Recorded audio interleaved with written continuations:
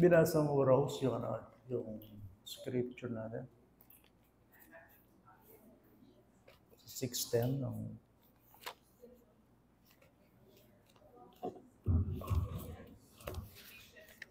yes, Ephesians. Pwede po tayong tumayo at basahin natin yung mga talata na iniisip kong sisiyari ko. Ang ating text ay nasa Ephesians chapter 6. Simulan po natin sa verse 10. Tapos, aabot po ito ng 18. So, iniisip ko lang yung isang verse ngayong umaga, pero basahin natin para ma-review natin ang salita ng Panginoon. Efeso, Banatang 6, talatang 10. Sa kahuli-hulihan, patuloy kayong magpakalakas sa Panginoon at sa kapangyarihan ng kanyang lakas. Isuot ninyo ang buong kasuotang pandigma ng Diyos upang kayo'y makatagal laban sa mga pakana ng Diablo. Sapagkat ang ating pakikipaglaban ay hindi laban sa laman at dugo. Hindi laban sa mga pinuno, laban sa mga may kapangyarihan, laban sa mga may kapangyarihan, di nakikita ng nag-ahari sa sanlibutan sa kaliliman ito. Laban sa hukbong espiritual ng kasamaan sa kalangitan. Verse 13, kaya't kunin ninyo ang buong baluti ng Diyos upang kayo'y makatagal sa araw ng masama. At kung magawa na ninyo ang lahat na ay tumayong matatag. Kaya tumindig kayo na ang inyong mga baywang ay nabibigisan ng katotohanan, nasuot ang baluti ng katuwiran, at nakasuot sa inyong mga paa ang pagiging handa sa ebanghelyo ng kapayapaan. Kasama ng lahat ng mga ito, taglayin ninyo ang kalasag ng pananampalataya. Na sa pamagitan nito ay inyong masusugpo ang mga nag-aapoy na palaso ng masama. At taglayin ninyo ang helmet ng kaligtasan at ang tabak ng Espiritu na siyang salita ng Diyos. Ang huling talata sa 18, manalangin kayo sa Espiritu sa lahat ng panahon, sa bawat panalangin at pagsamo. Sa bagay na ito, maging handa na may buong pagtsatsaga at pagsusumamo para sa lahat ng mga banal. Ay, manalangin. Sumamo niyo ako. Panginoon, napakatayog po ng mga talatang ito. Subalit sa inyo, lahat ay magiging posible. Aming amang banal sa iyong banal na harapan, sa trono ng iyong biyaya, kami lumalapit, nagpapakumbaba. Papasalamat kami sa pagkakataong ito dahil oras na naman ito para makinig kami sa iyong salita. Kami sumasampalataya na kayo lang ang pwedeng makapagbukas ng aming puso at kaisipan sa mga kayamanang spiritual na ganito. Tulungan mo kami, Panginoon, na magpasakop sa mga salitang ito. Habang nag-aaral kami ay maliwanagan kami ng mga katotohanan ito at tulungan mo rin kami kung paano namin ito gagawa sa buhay po namin lahat. Ako po yung nagpipray sa inyo. Ako yung pagindapatin. Samahan niyo ako. Tulungan niyo ako. Sapagkat ako'y mahina rin at walang magagawa. Kung hindi po kayo makikialam sa puso ng bawat isa, mahabag po kayo, Panginoon. Mawa po kayo sa amin. Mga spiritual na kayamanan po ito na aming napapakinggan. Subalit ito ay hindi namin ito maintindihan. Hindi po kami kahabagan. Kami nagtitiwala na sa ngalan ni Kristo na kayo ang Diyos na nagpapakilala kung sino kayo. Para sa ganun ay kami magkaroon ng malusog na relasyon sa inyo. Pagpalain po niyo ang pangaral na ito ng inyong salita. Sa pagdaming iniisip lamang kung paano kayo maitatanghal, maitataas sa aming kalagitnaan. Naalala ko po ang mga wala ngayon sa lugar na ito. Panginoon, kayong may control, saan man sila naroon, wala kaming control sa kanila. Subalit aming itinatagubilin sila. Saan man sila naroon, naway gumawa po kayo ng paraan upang sila rin ay magkaroon ng malalim na pagnanasa pa, makilala kanila. Yung iba't iba, yung mga kadahilanan sa kanilang sitwasyon. At aming iniiwan sa yung makapangyarihang pamayang kanilang kalagayan. So Lord, kami ay nandito upang mag-celebrate ng truth. Gawin mo kami mapagpasalamat habang kami nag-aaral dito. Sa pangalan ni Jesus, Amen. Sige po, mga luklok na po.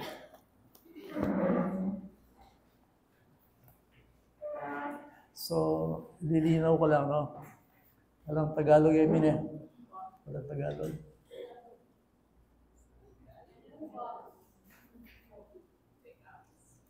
Hindi ka pa ba natin sunong baba? Hindi ba? Okay. Okay, ako kasi puro Tagalog eh. Sabi ko. So anyway, naintindihan mo naman yung ibang baba. Konti. Pakitaas lang po yung mga nabautismo mo last 3 weeks. Taas lang. Marisa. Okay. May kulang ba?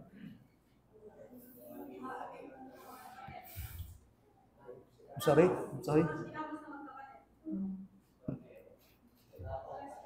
Okay.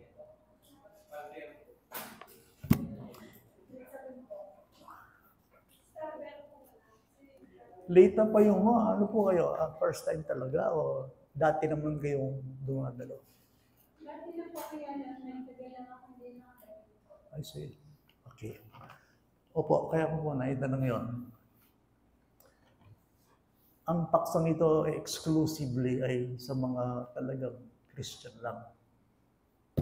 Kasi ang ating paksa, ang ating pag-aaralan, ay may pinamagat ng Christian warfare. Ibig sabihin nun, kapag sinabi mong Kristiyano sa Bible, ikaw ay nakikilahok sa isang digmaan hindi nakikita. Spiritual conflict or combat or battle. Dahil sa gusto ninyo, kung kayo mananampalataya, kayo ay kasangkot sa labanang ito. Ito ay foreign, ito ay hindi alam sa sanlibutan, subalit ang mga tinawag ng Diyos ay papasok sa digmaang ito na hindi nakikita. What we call this is the invisible war. Nung kayo po, seryoso kayo Kristiyano, makiramdam kayo panako. Muling, ang labanang ito ay hindi figure of speech, hindi siya paglalarawan lamang, kundi siya isang tunay na paglaban. Kaya minsan, ang hirap maging genuine o totoong mananampalataya. Pag sinabi sa akin ng isang Kristiyano na nahihirapan siya, aware na ako doon. Gusto ko makinig kayo dito. Sa Bible, ang buhay Kristiyano, hindi lang siya pasarap. Hindi lang siya umaaten, hindi lang siya dadala ng Bible, hindi lang siya nagte-testimony, hindi lang siya nagte-praise and worship. Hindi pag sinabi natin Kristiyano, sa Bible, siya ay isang sundalo na tinawag ng Panginoong Jesucristo na kailangan niyang makibaka sa digmaan ito. We are meant to be soldiers in Christ's army. Ano yung sabihan? Isto sinabi mong Kristiyano ka, sundalo ka. 2 Timothy chapter 2 verse 13. Now, hindi lang sundalo, kundi isang mabuting sundalo. Yun. Kung sasabihin mong hindi ka sundalo ni Kristo, Christian ka, then hindi ka kasangkot sa digmaang ito. Kailangan mong ipaglaban ang laban ng Panginoon. You need to fight the battle of the Lord. Ito'y battle ng Panginoon, hindi mo ito battle. Kaya lang pumasok ka sa kanyang army. Pumasok ka sa kanyang hukbo. Naintindihan mo ba ako sa punto ito? Kaya nga yung ating binasa sa Ephesians chapter 6 verses 10 to 17, army yun. Yun ang metaphor. Yun ang paglalarawan. Bakit siya gumamit ng army sa bagay ito? Kasi kaliguran mo kapatid, yung Kristiyano, itong labanan nini. It's supposed to be a mamiyalong, dapat manalangin ka. You're not playing, but praying. I think Kristiyano ay dito. So, bilang kaya beyo kayong kasalpantayanan, gusto kong maintindihan ninyo, bakit kayo kinumisyon, bakit kayo tinawag ng Panginoon sa labanang ito. Lobby ng Panginoon, isiseryo ko ito, pero siguro sa umagang ito, nasa verse 10 lang tayo, baka hindi ko na matapos yung verse 10. Ulitan nga, yung kakatamong title is Kristiyanong Digmaan or Kristiyanong Labanan. Okay? Yung Kristiyano ay makakirakyang malambot na kama, ligtas siya, may patawad siya, may bautismo niya, may ambro niya, maganda niya, hindi lang siya ganon. Hindi ang Kristiyano ay nakikipaglaban. Nakikibaka. Pag isnumbihan sa in Ephesians, akakit yung standard na nimbayong Bekang Kristo. Pag binasa niyo yung Ephesians, makikita niyo yung standard. Tandaan niyo, pag sinabing Kristiyano, bagong buhay yun. Okay? Ano yung bagong buhay? Makikita mo yung sarili mo individually na tinuturo ng Bible. Tinuturo niya yung Bible sa chapter 3 and chapter 5, paano ang Kristiyano ay lalakad siya ng may kaayusan. Higit siya na lalakad siya sa isang buhay na hindi pa niya natuklasan dati sa kanyang fundasyon sa Diyos. Individually speaking, yan ang Kristiyano. Now, pangalawa, ang Kristiyano, lalakad siya na siya ay nasa loob ng isang iglesia within the church, the community of the church. Ang yabi ng Kristiyano ay pwedeng alayan church. Ephesians chapter 4. Kapag Kristiyano ka, hindi lang ikaw ay nag-iisa, kundi ikaw ay magkakaroon ng brethren, ng mga kapatid, ng fellowship upang makatulong sa iyong paglago. At ikaw ay makikipag-ugnayan, makikisama sa kanila. Christian community yon. Okay? Kapag Kristiyano ka, at ikaw ay nakakilala sa Panginoon, pwede na alakang church. Now, hindi lang yun, ang buhay Kristiyano, pag binasa ninyo, yung chapter 5, Kristiyano, in Bible, concern niya kanyang kay home life. Yung Kristiyano sa loob ng bahay. Nandun yung role ng tatay, nandun yung role ng nanay, nandun yung role ng mga anak. Kapag Kristiyano kayo sa bahay, sabi ng Bible, yung lalaking asawa, luguranin kayang asawang babae, yung babae naman, magpasakop niya kayang asawang lalaki. Yung mga bata naman ay susunod sa kanilang mga magulang. Kaya nga, kapag Kristiyano kang lalaki, ikaw ang principal, ikaw yung pillar, ikaw yung haligay, ikaw yung pundasyon. You can supposed to be nung tatang ka, Kristiyano ka, pangunan ng pamilya mo, keng Gino. Hahatakin mo sila, ikaw ang mangunguna kung Christian ka sa bahay. Hindi din yun. Okay, hindi sinasabi ko ito kasi para malugod yung Ginoo. Yung Ginoo, malulugod ako ng Kristiyano. Yung tatang nangunguna yung tatay sa spiritual. Yun namang nanay ay nagkaka-cooperate. Okay, bayang ako yung demonyo kaya ba na eh. Kasi yung demonyo kaya ba na eh. Ayaw ng demonyo na masunod si Kristo sa bahay. Kaya nga, labo-labo, kanya-kanya. Kala niya, hindi mo nakikita ang demonyo. Pero nandun, namumugod ka sa bahay kapag hindi nasusunod ng Panginoon. Ayaw niyang may nagpipray doon. Ayaw naman na may sumusunod sa Panginoon sa Kristo. Pati yung mga bata, sinasabi ng Ephesians chapter 6, mga anak, sundin ninyo ang inyong magulang, kayong mga magulang, pangunahin niyo ang inyong mga anak. Yan ang standard. Nakikita ninyo ang Kristiyano, hindi lang sa kapilya, pero higit sa lahat sa bayan. Kakuya daramdaman lagi, ini, that Christianity is always begins at home. Lagi yung nagsimula, yung Kristiyano, kaya bali. Ang nanay yung gagawa mo bali, ang dadalahan mo kayo. That's why yung gabali, spiritual. Wow! Aswelo na ng church. Kayo isipan ng Sunday yung Christian, then else to ita, maniya po. Tandaan niya po, yung kapilyang ini, templo ng Diyos. Ikang templo na ng Diyos. Naintindihan niyo? Itong bulwagang ito, salamat, meron tayong aircon, naayos. Hindi naman kami dating ganito rito, na para pa niya, nasa garahe lang. Praise be the name of the Lord, umasenso tayo. Salamat. Pero sabihan kayo, in Diyos, ay matok ng kain, makatok ng in Diyos, kaya ka, ikang templo, nung Christian ka, kaya mata mo, kaya isip mo, kaya labi mo, kaya kilikili mo, kaya pangatao mo, kaya gamot, paano kung gumalaw sa buhay? You are the temple of the Holy Spirit. Eka cute kayo ni, eka spiritual kayo ni, di ka kasi balik. Makasiklaw ka, pray, you spend your time with the Lord, you read His Word. Makibaka ka kanyan, makibaka ka. Kaya kambi, walang kating kang problema. Siyempre, magkakaproblema na mo kambi. Hindi ba? Lahat ng ito, sa hirap at sa ginhawa, at tandaan mo ito, kapag ang Panginoon kasama mo, you will grow.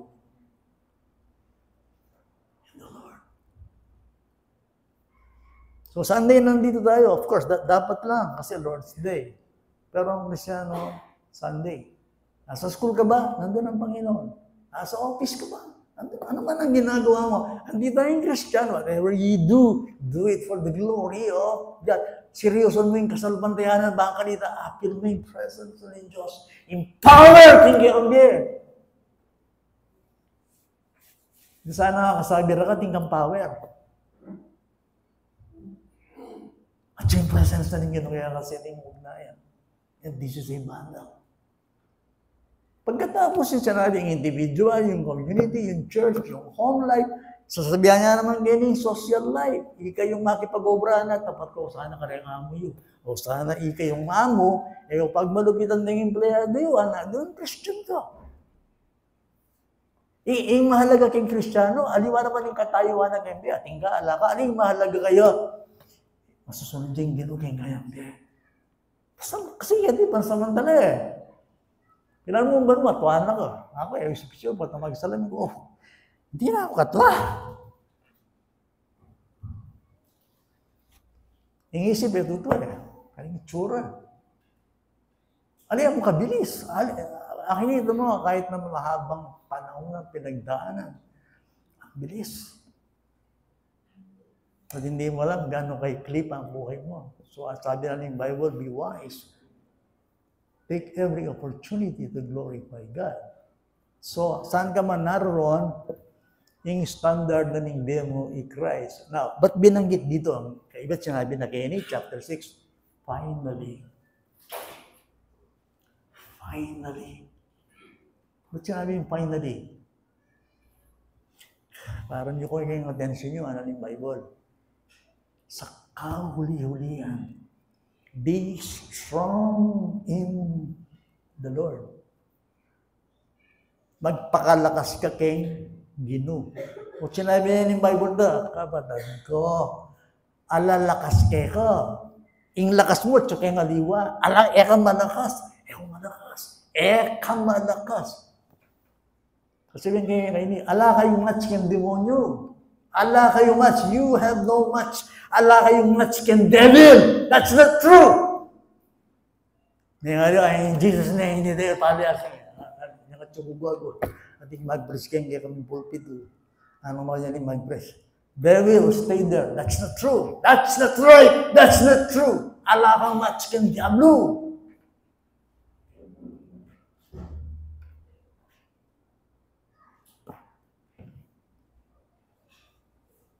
Kahit ang Bible, kahit yung mga angels ng Panginoon, i-rebuke yung devil, daratsahan. Na mo rin sabihin, salasangin mo ang diablo. Mo rin sabihin nito, magkabiyak ng Word of God. Escape. At kalaban tayo ni.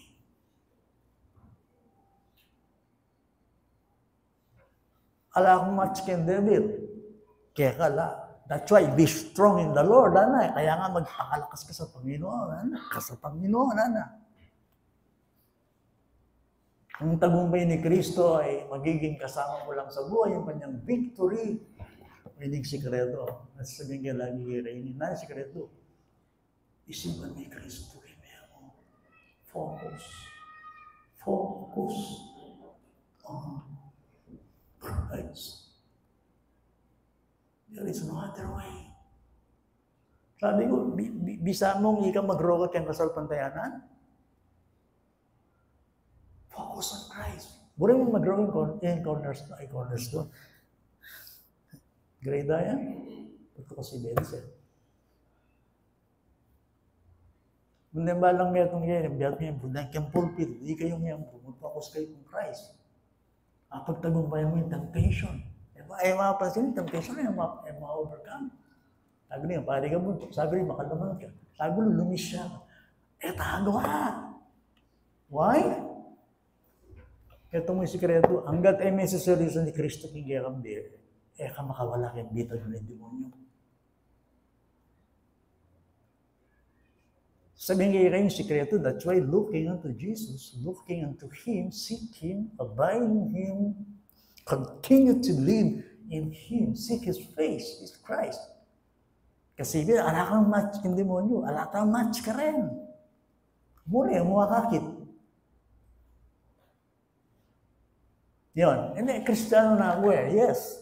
Kristiyano ko, kung Christian ka na, naligtas ka, napatawad ka, ang iyong pangalan ay nakasulat sa aklat ng buhay.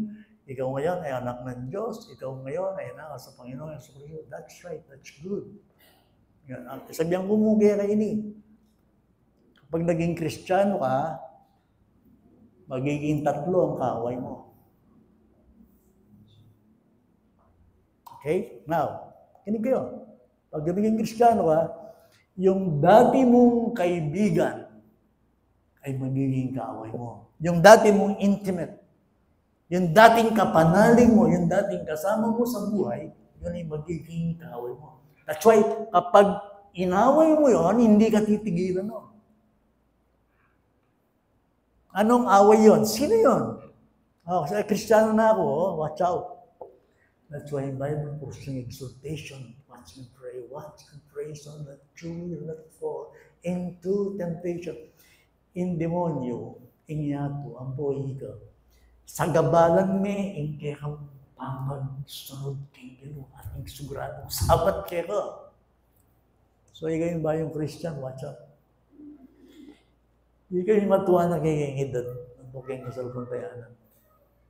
You know. Pag nagkukwentuhan kami ni Sister Teresa, balo yung baging pamaglago kayong Kristiyano, lifetime, malawat yan. Nang kaya na ka na Kristiyano, tutuwa lang pauro. Tingnan nila, yes. Hindi ba naman, naging unano, hindi naman eh. Di ba hindi nag-mature kang Christ? Meron gano'n. Makinig ka po kayo sa akin lahat kasi nga, yung ating buhay bilang Kristiyano, combat to. Laban nini. The Christian life is not a playground but a battleground. Hindi niya ita? O, Kristiyano ko, good. But Christian life is not a playground, but it is a battleground. Nanura rin at nung kalabanan ng Kristiyano. Dahil ang kaduguran na dati. Ninuredo. First, the flesh. 2, the world. 3, the devil. Bre mo sabihin, Pastor, Denny, kaya ba ako dati? Yes, kanya ng kinalas ka rin, rakatok na nga din. So, sinabi rin yung Bible, yung kalaban yung devil na, umaaligid siya, umahatongal siya, naghahanap siya ng masisira. Ano lalambot-lambot ko, military yung sasabihan kayo niya. At ito, spiritual battle. Now, ang mga Kristiyano lang ba pwedeng makaranas? Yes, dahil yung Kristiyano, ela makaranas spiritual battle, ela Christian. Kung lang at yung Holy Spirit, pag ang Holy Spirit nasa buhay ng isang tao, makikita mo yung struggle. May struggle. So, grabe yan. Ano yung kakalaban sa akin? Sabi ko nga sa'yo, yung dati mong ka-intimate. Ano yun? Sarili. Agya ka lang yung job look, yan mo sarili mo, patang ka eh. Nanito, the old self, the old life. 2, the world. And 3, yung matindi ngayon, ito, the devil. Kaya figure of speech in devil, hindi siya palabas, hindi lang siya larawan, in diablo, totoo yung persona. Kaya tayo nakakit. Pero Jesus Christ, nirecognize na eh. Kinikilala siya ni Jesus Christ that the devil is the ruler, the prince of this world. Ano ibig sabihin ng ruler, ng prince? Not lawfully, but in its rebellion.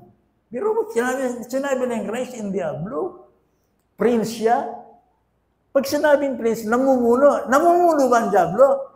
Namumuno siya sa rebellion. Kabang kanina, sana naman wami-miss din eh. Lawan nyo rin, yung sabihan ni Bible din, dali-tabi. Ephesians chapter 2. Galing ako dito. Of course, tayo rin. Now, anong may maintindihan yung sasabihan ko? Then, ka Christian. Agya sa ganung Christian ko. Bakit? Kasi ganito nga ang buhay ng dati ng Kristiyano. So, yung Ephesians chapter 2.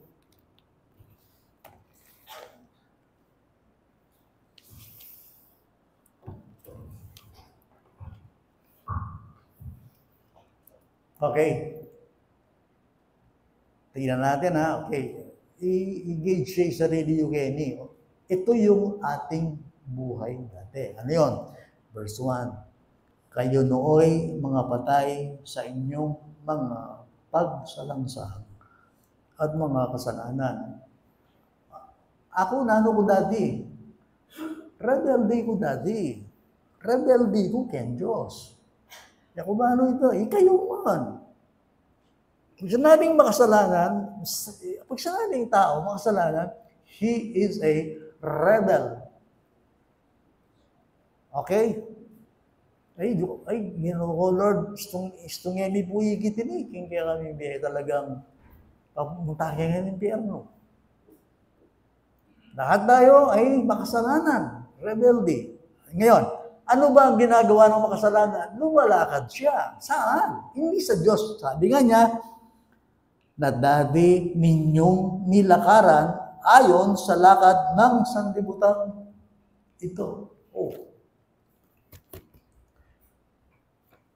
Ini salita ini, meteya, pero yung meteya ini, eya inactive.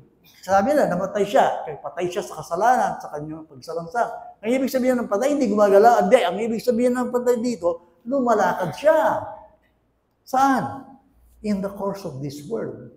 Lumalakad siya katulad ng lakad ng sanlibutan ito. Men, didenda ko yung idea kayo, halimbawa, naning world. Ano ang sanlibutan?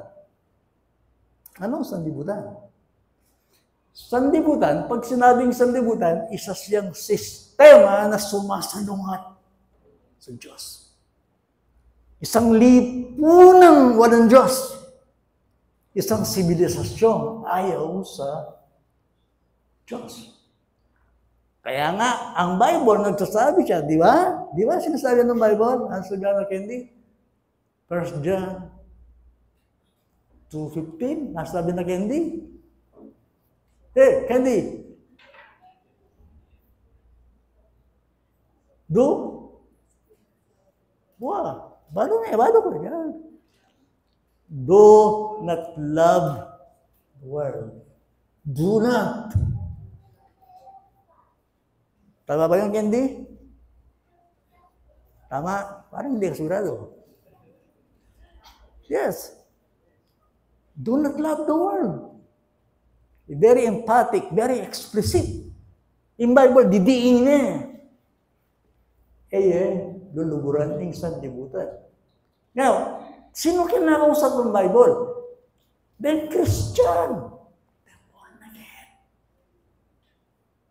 Yung mga taong nagdesisyon, tanggapin si Kristo, ang utos sa kanya ng Scripture, do not love the world.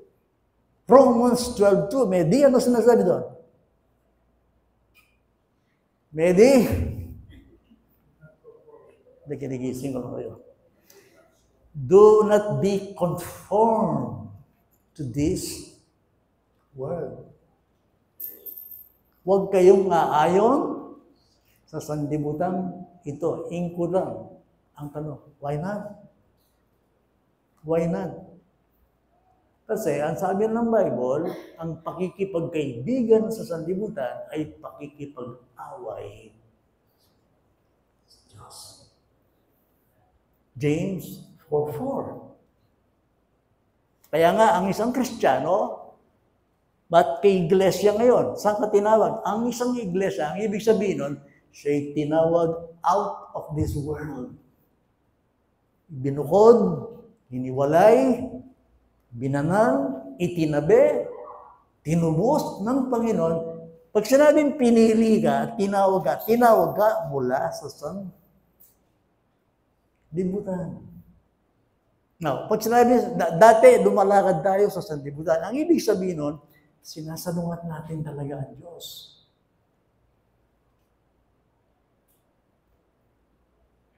Kaya pag sinabi natin sanlibutan, ang ibig sabihin nun, isang organisasyon, isang pananaw sa buhay na hindi kasama ang Diyos. Buriya silang tiniya. Masaya ako kembe, agyang eke, abe in Diyos. That's it. Masaya ako, agyang alang Diyos. Masaya ako, agyang eko sa sunod kay Diyos. Masaya ako kembe, agyang eke, kaya abe in Diyos. Anti-God talaga yung world. So, ano makikita natin sa sanlibutan? Ulitan kaya, baya po nga, hindi niya kasi yung Kristiyano, kaya pwedeng mangmangtini eh. Sanlibutan, sistema yang mag-oppose sa Diyos. So, yung ibig sabihin, lumalakad tayo sa sanlibutan. Ito. Pag sinabing sanlibutan, bakit ayaw ng Panginoon na ibigin natin sanlibutan? For everything that is in the world, lahat ng nasa sanlibutan. Alam mo yan, Eliezer, yun. The lust of the flesh, the lust of the eyes, and the pride of life. Nanwari ang magari kang yatong iti. Laman. Ano ba? Deng mato.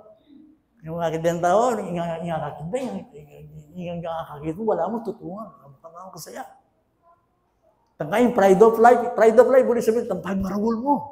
Pag maragol mo, ang tinig ko, ayabot kembe. Ang tinig ko galing. Ang tinig na ako, disang kembe. That is pride. Kaya hindi ko may aral. Kaya hindi ko nangyari ko. Kaya hindi success ko. Ang tinig na ako, sweldo ini. Ang tinig ko, disang kembe. That is pride. Patwasan na rin tao. Kanina ito? Kaya Diyos ito. Kanina yun? Kaya world. Kasi nung hari sa world. Alam mo, daraya rin mata. Para utang mag-gadget. Kung malilibang. Kami kakasala minsan, karang Albert mo. Yan na kasi sira ng oras. Ang makanan mo yung biling cellphone mo, ang karakalakit. Gusto mong music, gusto mong pelikula, gusto mong mag-aaral, gusto mong... Sa nag-usap kami. Naintindihan ko yung mga tao. Pag ginawa ko yung gadget ko, hindi ko mabitawan. Atin lang power din eh. Kasi mata. Kaya minsan, pangaras kayong Bible, utak kalburo ka eh. Pangaras kayong gadget, at suya yung laman na kaya kaya. Sabi ko, parang hindi ako nababago. Parang mabalik ko sa dati. Parang hindi ka sa babago. Diyan lang binababayaro eh. Demonyo ito eh. Yung Facebook yan, demonyo riyan. So, mga pastor, ingat kayo. Takana kaya kaning kasalanan at na kaya diyan mo. Yung malagwa ngayon yung Amo ka naman benta ko, magluto. Order. Kadalas kong madadaya kayo kain online. Ano ako may dala? Minorder kong pamagayang sapatos. Karas na kayo ba rin? May kapayat, pakli-pakli. O, ikit kayo sa'yo, may kasanting. Minorder ko nung ganisa. Ano kasanting kami? Karas na kayo ba rin? Mo kasi siya ko, alam ko. Ang daming beses. At least, nagsasabi na ako ng experience. Magbibiyasa ko, sinasabi ko lang sa inyo. Maganda yung technology ngayon kasi nakasimplify ang buhay eh. Kakit mo, kasay mo rin kapag makasawap na eh. Nay, ingat. Yan ang sinasabi ko sa inyo. Yan lang, katutulog, tawag yung oras na yung kay. Taksi mo ba, i-video na. Kumakain lang sa restaurant, ano yun? Sabi ko kaya mo tulog. Picture. Pakanan ko ba? Ako type eh. Ari talaga ako type yan. Ako lulugaran ng alanak ako. Alang kabalbuya sa ayos. Pag koy, picture tapa ko. Sabi ko sa utol. Wala akong magawa, dilibre na kami mo eh. Slave kami. Dilibre na kami mo. Pasensya. Now, sinasabi ko lang sa inyo, mga bagay na ito. I tell you, my friend, we're living in the last days. Sabi ko kaya kaisip ko rin habang isipan ko bigla na rapture ka. The days are evil. These days, so be wise. Be prayerful. I-share ko kaya kayo ni sasaganin ni Banal Kasulatan kay Katarungan. Watch and pray. Now, ano ibig sabihin ng flesh? Ano ibig sabihin ng flesh? Ano pa? At lay mo din sa Romans chapter 8, 7 to 8.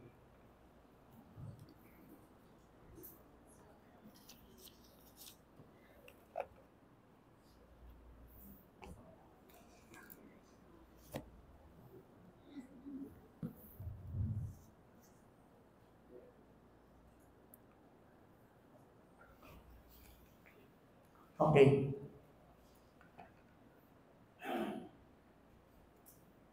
Sapagat ang kaisipan ng laman ay pagkapuot laban sa Diyos. Sapagat hindi ito napapasakop sa kautusan ng Diyos, hindi nga maaari. At ang mga nasa laman, note, ay hindi makapagbibigay dugon sa Diyos. Ay, intindihan niya kanyan, at bakit kami katindi mo rin sabihin ng born na yan? Then, elabor na yan din. Then, bakit? Pag sinabing laman, yan ang ibig sabihin ng old life. The old self inherited from Adam. Laman. Ing laman, enaburin Diyos. Ang pag sinabing laman, yung old life natin, hindi siya interesado sa mga pangako ng Diyos. Saan siya interesado? King kayang buri, king kayang sarili. Kung manasakit ka na ako, kasi kalaban, tandaan nyo, kahit Kristiyano tayo, may laman tayo.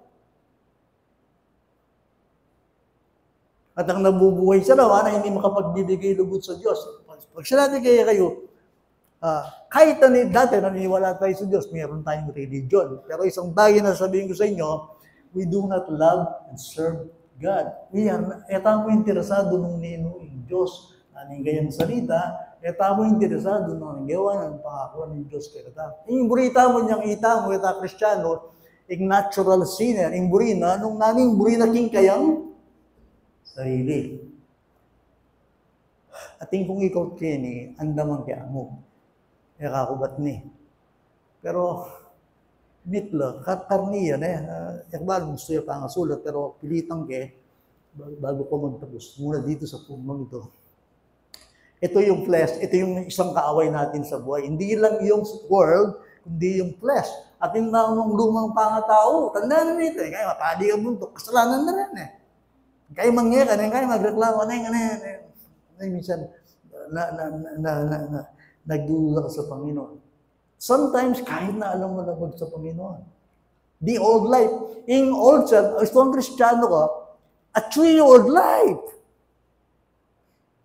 Ikaw pa rin yan. Tatandaan mo yun. Okay? Meron pa rin tayong laman. Ibig sabihin, meron tayong gusto. So, ang sino mang tao na nakatuon sa laman, the natural, yan o, yan. Hindi niya kaya magpasakop sa kautusan ng Diyos. Hindi niya makaya.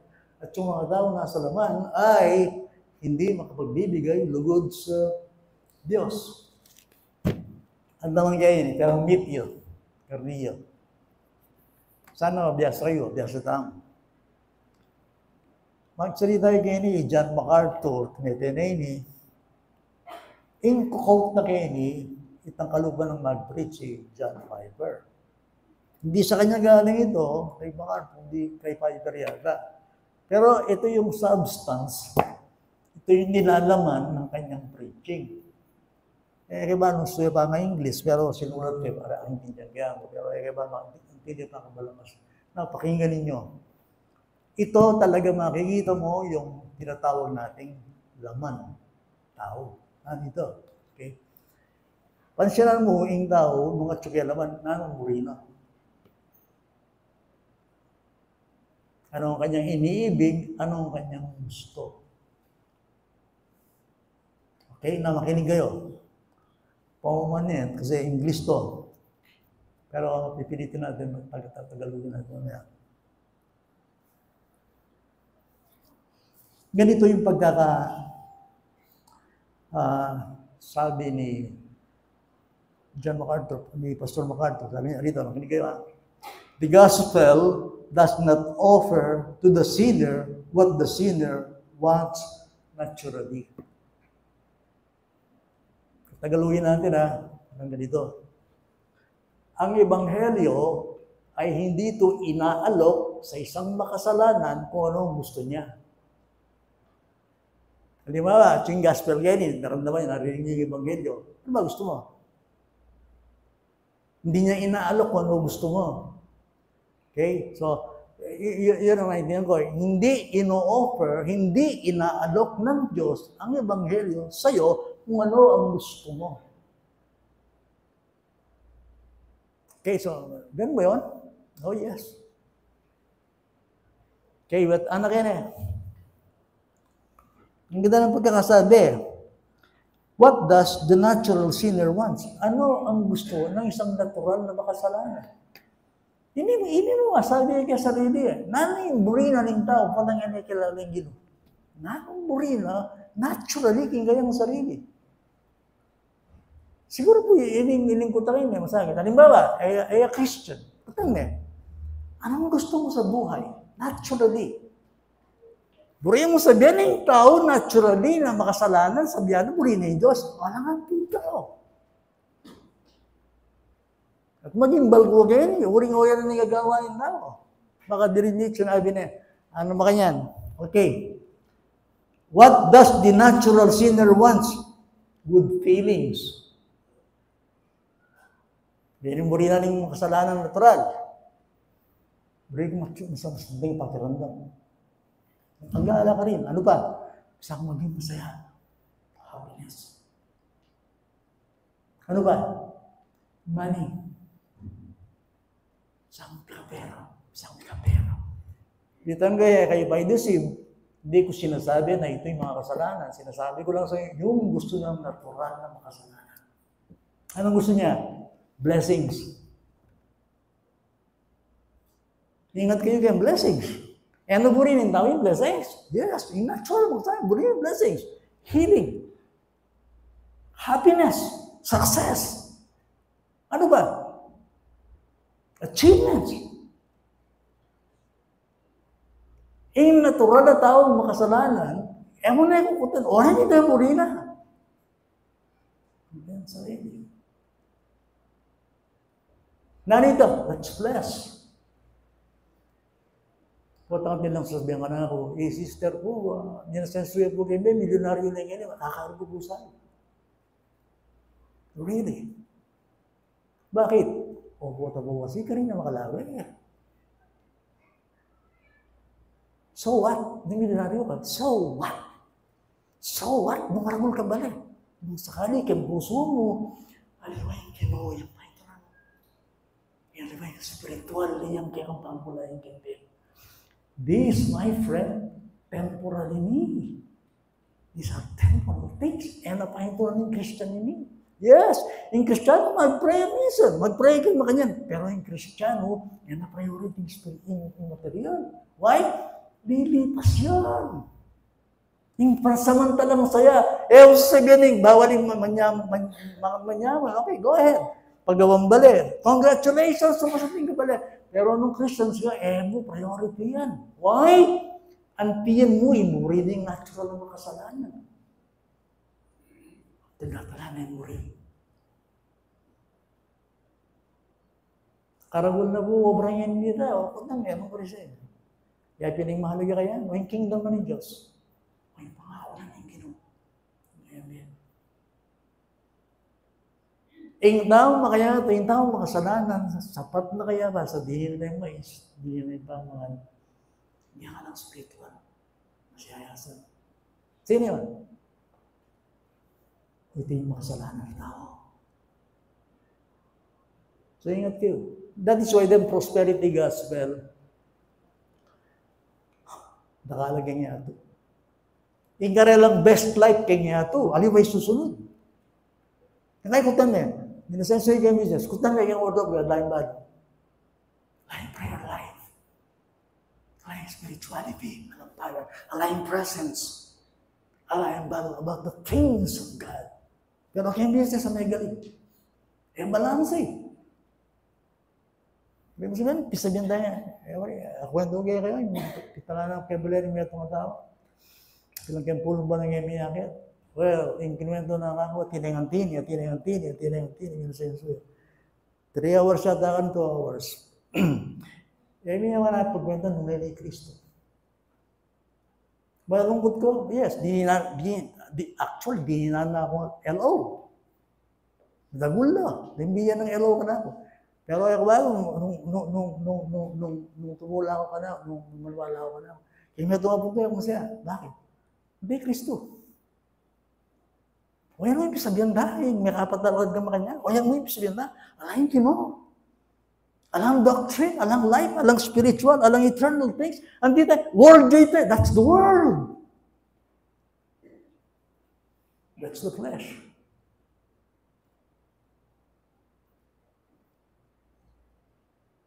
So, kung ba't di mo tanongin yung tao na hindi man anong gusto niya? Of course. Happiness, money, healing, blessings, achievements, success. Masama ba yun? Sa pagtama yung lugar, hindi ko sinasabing masama yun. Pero sa lahat ng bagay, sa buhay natin, si Kristo is supposed to be nandun ang Panginoon. Sa ating kabuhayan, sa ating pagkain, sa ating asenso, sa ating anumang ginagawa sa buhay. Napakahalaga ron. Sa buhay.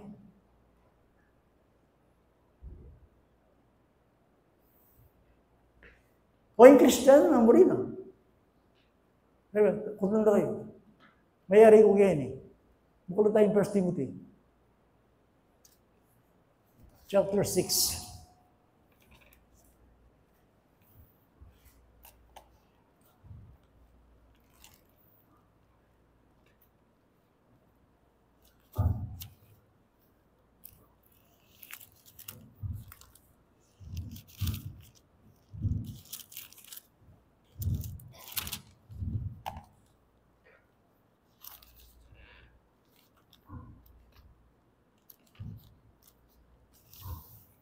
First Timothy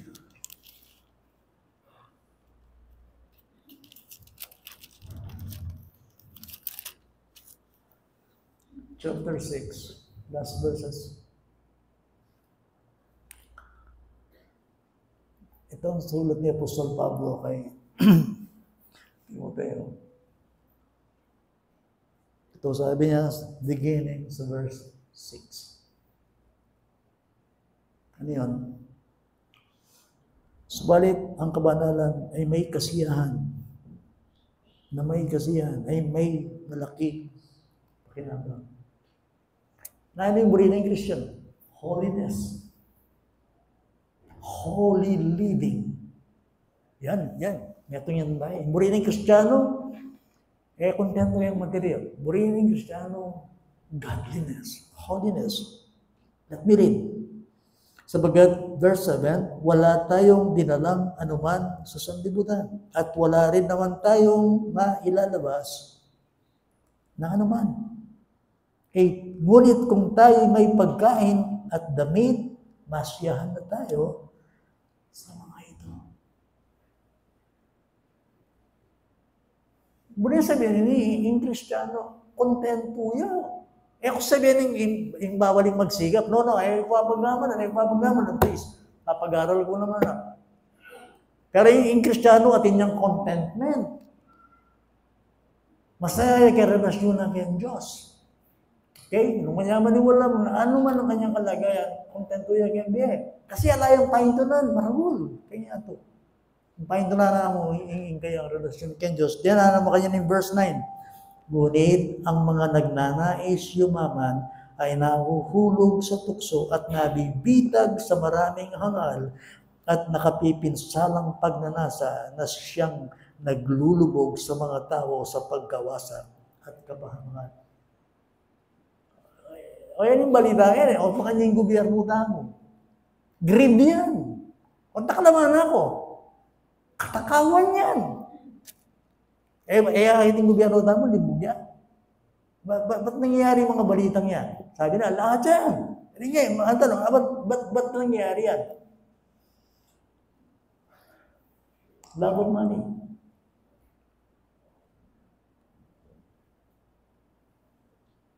Kaya ba siya? May kanyang gobyerno lamang. Kanita pa yan. Bata pa kami, problema na yung korupsyon eh. Kaya lang, malala ngayon. Nakakatakot. Di ba? Bakit? Kasi yung itim gagawin puti. Yung puti gagawin itim. Bakit nakalang kasangkot kay korupsyon? My friend, love of money. Greed. Katakawan. Pasensya na kayong kariyang amano ko, pero ako yun yung balita. Mabigla na ka, sangkutsini. Makakabigla na eh. Yan po. So, sapagkat in verse 10, ang pag-ibig sa salapi ay ugat ng lahat ng uri ng kasamaan na ang ilan na nagnanasan ito ay napalayo sa pananatural. Istong pering kang utak mo, yung mumuna, mo, lumahod ka talaga kang faith. Natural kapag ang pera ang siyang pinakamahalaga sa iyo, ang material, yan ang una at yan lang. Tiyak yun, lalaot ka king pananampalataya. Demonya, kami toksigan, kami tengan. Oh, yes.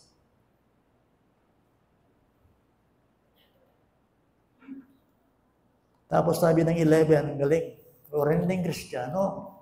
Nasabi na, ngunit ikaw, o tao ng Diyos, layuan mo ang mga bagay na ito at sumunod ka. Saan? Sa katuwiran.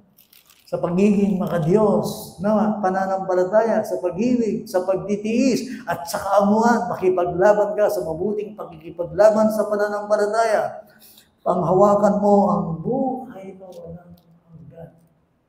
There you see, my friend. O yun yung Kristiyano. Yung Kristiyano na burino. Namburin yung Kristiyano. Righteousness. Holiness. Christ-likeness. Godliness. Spiritual things. Lay hold on eternal life. Panghawakan mo. Then fight the good fight of faith. O ito yung burining Kristiyano. Hindi lang yung mga bagay na pansamantala. Satisfied ka rin. Yung burining Kristiyano, the will of God. The honor of God. To serve God. To love Him. Righteousness. Holiness. You see? Godliness. O yan yung burinan ng taong niligtas. Gusto siyang makilala. Gusto ng Panginoon. Gusto mong pag-usapan natin higit sa lahat ang relasyon natin sa Diyos. Then, alay niya siya makasulat. Fight the good fight of faith. Balo yung maninaya kayo ng Kristiyano, eternal life. Pangako ida, o iting bibigyan na ng Diyos. O iting niya halukman ng gospel. Yan ang gusto ng Panginoon, na magkaroon ka ng walang hanggang buhay kasama ang Panginoon. So for the meantime, bilang Christian, nakikibakaw tayo, siyempre ang nakatukso. Yung mata, akamatuk sa karempera, akamatuk sa kikingli po ng tamang yan, yung panahon ito. Yung mata ngayon, yan talagang mahamandar, yung mahanakit eh. Di ba? Ganyan ang ating buhay. And yet, my friend, he that doeth the will of God, ang gumagawa sa kalooban ng Diyos ay mabubuhay, mabubuhay, mabubuhay, magpakailan pa man. Bago ko mag-pray, wait kayo na pray.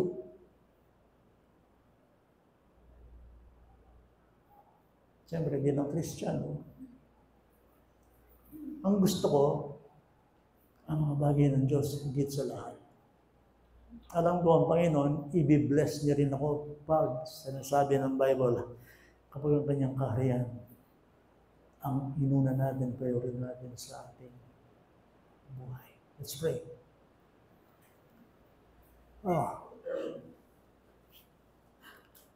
Pakihanda mo lang yung I need thee every hour. No? Pagkatapos mag-pray, Lord, marami pong salamat sa inyo. Sa gitna ng labanan ito, tinapos mo ang aming kaligtasan. Tiyak ang aming tagumpay. Sa gitna ng labanan ito, sa daigdig na ito, sa digma hindi nakikita, pinakita mo sa amin ang Ebanghelyo na si Kristo yung nagtagumpay na. Salamat, Panginoon, na pinalaya mo kami sa dati naming buhay makasalanan at binigyan mo kami ng bagong buhay. Lord, pag-pray ko po, nga pagpatuloy niyo ini nung buryanan niyo po, kung susunod pang pamag-aral. Ako pa po karakal din, baluting aremi, dapat pong isulod king kaya kami. Malunos ka po kaya kami ginu kasi talaga naman pong may na kami kaya sarili. Haldot bengi po, ilabanan kami. Salamat po, O Diyos. Ikang may ngako na hindi mo kami iiwan at hindi mo rin kami pababayaan. Sabi ni Kristo, lagi niyo akong kasama hanggang sa katapusan ng lahat. Salamat po, Lord, sabi ni Kembemi na kailangan na ka Kembemi. Kaya ka ating kiyang tagumbe, kaya ka ating kiyang katiyakan. Salamat po, O Diyos, na biklat mo kami puso, isip at puso. Kaya spiritual na kayamanan. Thank you, Lord, kasi sinave mo kami. Nagpray ko po kaya, Lord, ang bayong tinanggap, ng may bautismo, subaybayan mo po. Bago nyo po, Lord, mag-struggle na rin. Kaya isip, kaya yatong iti. Bakuran mo po, kaya ka po pa. Yeah. Please, Lord, mukha rin kami man. Pag-focus kaya po kaya kayo. Niya talaga naman, may pwedeng ipagkaila na kailangan niyang isipan ni Kristo. Kasi alaking match. Kaya ito, kaya sarili, kaya devil, kaya kami sarili. Pero kung Kristo, gawa mi nga ning kay ganagan na uli niya magpalakas kaya kami. Thank you, Lord, na kanyang wisdom, mabiniyang kaya kami bilang Christian. In Jesus' wonderful name. Amen. Pwede ba natin awitin ang awitin ito? Nandiyan ba yung si mga